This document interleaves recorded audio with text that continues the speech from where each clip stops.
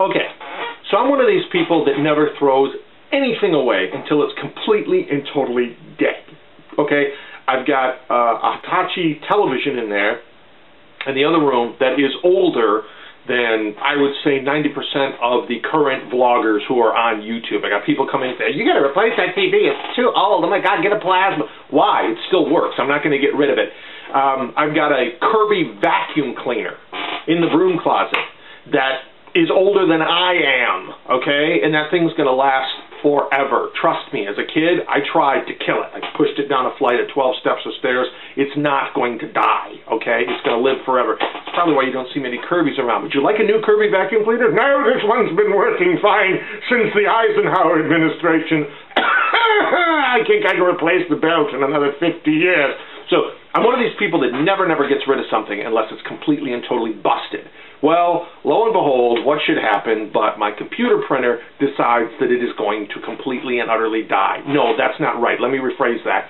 It doesn't die. It turns evil, okay? I don't know if sometime during the night in the cover of darkness, the smoke monster from Lost came in and possessed it, but this thing went from being an excellent printer, was a gift, to being this ungodly, psychotic thing. Hang on a second here. Grab a piece of printing paper here. Let me show you. What it started doing was it would take the printer take the paper like this in the printer, and it would grab the lower corner and take the paper in like this. And then halfway through, it would be in a wad. It would piss ink all over it. And then halfway coming out of the printer, it would come out like this. And then a little voice would appear on the screen. Printer may be jammed. Ya think? Okay, so anyway, I knew it was time to get a new printer. So I'm at the store. The ink cartridges for the demon-possessed smoke monster printer alone cost like $60. I'm not making this up. $60 to $65 to buy the cartridge for the black and the color. And then it occurred to me, my God, it would be cheaper to get a whole new printer. So I mosey on over to the printers. My God, there's this really nice looking printer. It scans, it copies, it does your laundry, it walks the dog, it make julienne fries, the whole thing, for $59. So like an idiot, I buy it, okay? And I take it home, and I'm following the big, giant roadmap instructions that you pull out, and it's like the size of a poster, and it's all full, brightly colored and lovely and beautiful, and it's got little cartoons of the printer and things to do. And I keep expecting Babar the elephant to walk across and say, let me explain, children, how this thing works. It's so simplistic. It's unbelievable. I mean, they've got little things in there like, be sure to take the ink cartridges out of the package before you put them in the print. No kidding. Thank God you're here to help me, Babar. So anyway, I'm going along and I'm hooking up the printer and the whole thing, and everything seems to be fine. I plug it in. All the lights on the printer start flashing. We got epileptic lights going on here. And it won't do anything. It won't do anything else. I got the paper in there, and it's supposed to run a little alignment sheet. You know how you do it. Spits it out. Do all the arrows match? Are the colors match? You know, but it won't do that. It just blinks at me. Okay, I haven't even gotten to the software at this point. So I called the guy in the store. I go, hey, how you doing? Don't make fun of my phone. So I call the guy in the store and I'm like, hey, you know, you're the guy that pointed out which printer to buy and the whole thing. So what's the deal? And so he tells me, oh, no, you never follow the giant Babar children's map, treasure map instructions. No, just put the software disk in first. And I'm like, well, dude, there's like, you know, big warnings on there. Don't do that yet. And he says, no, don't pay any attention to that. Just put it in there. I'm like, okay. So I put the disk in and to download the information. That was 3 in the afternoon. At 11:30 at night, the progress bar has yet to make any progress. So I figure something's wrong here. So I go to the website because heaven knows there's nothing in the Babar directions to tell me how to find someone who can actually assist me with this. There's nothing there on the website. There's certain things like, are the lights blinking? Here's what you can do. Turn it off and then turn it back on again and see if the lights stop blinking. That doesn't work. I'm telling you right now that doesn't work, because when I would turn the printer off, it would start again on its own. I'm not making this up. I'd shut it off and stand back, and all of a sudden there'd be like this, and it would come back on its own, and the lights were blinking again, angrier than before. I was scared. I didn't want to open up the little thing and look in because I was afraid there'd be a little red light going, I'm sorry, I can't let you do that, Dave. So anyway, I can't find a phone number. So I go to Google, and I have to search to find help for this company, okay? And I don't want to say what company it is because I don't feel like getting sued. Let's just say they're huge. So I call.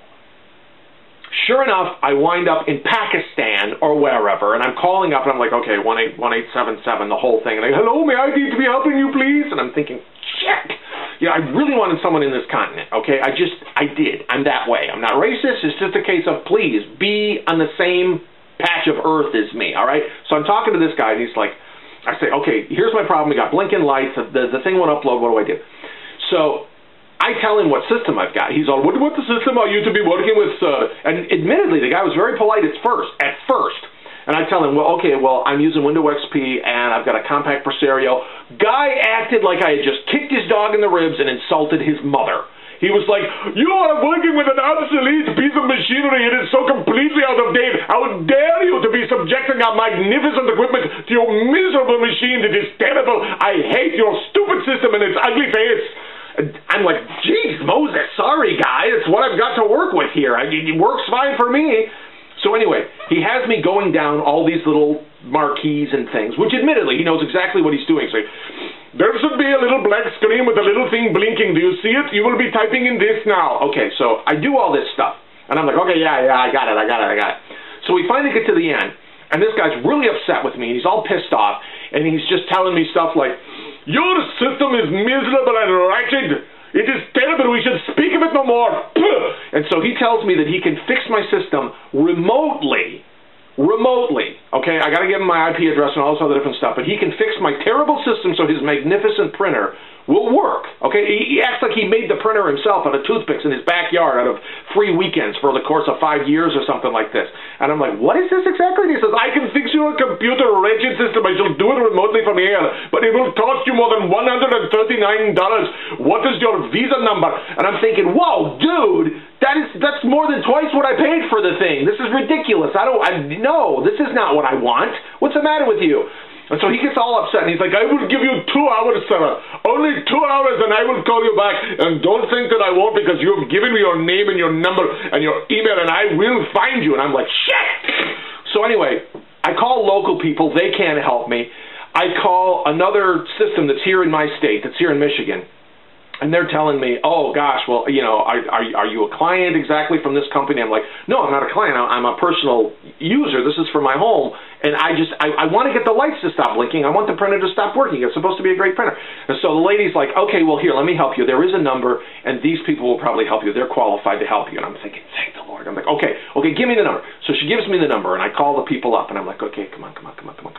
Phone picks up, and I'm like, hello, may I be helping you, please? Shit! Okay, so the next guy was very, very nice, much nicer than the first guy. Nice guy, okay? And he's trying to help me out, and he's doing the best that he can, but it's absolutely insane. First of all, I can't get any information to the poor guy, and I'm like, okay, my name is Brian. And he says, how do you spell your name? And I'm like, okay, it's B. C as in cat? No, B as in Brian. D as in dog? And I'm like, oh my God.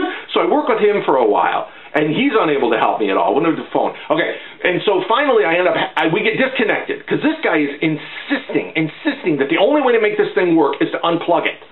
I'm like, well, what's this now? He says, no, you have plugged the printer into a power strip. This must not stand, so you must plug it into the wall. And I'm like, okay, dude, I've got a net phone. It goes through the computer, so if I actually unplug it now, my God, man, we may all die. So I unplug it, and of course we get disconnected.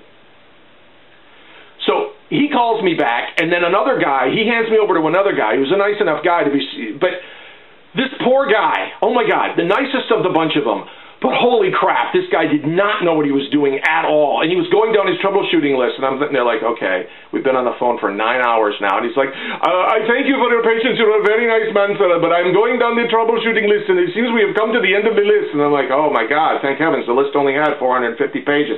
So finally we get to the point where this guy actually gives me the suggestion. I swear to God I am not making this up. Where he actually says, here's your idea, sir.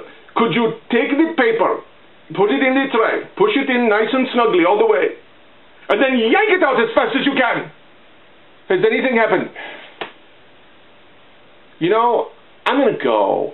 I'm going to talk to you later, okay? No, but we have not tried you spitting on it and waving on his wand and saying Expelliarmus. Bye.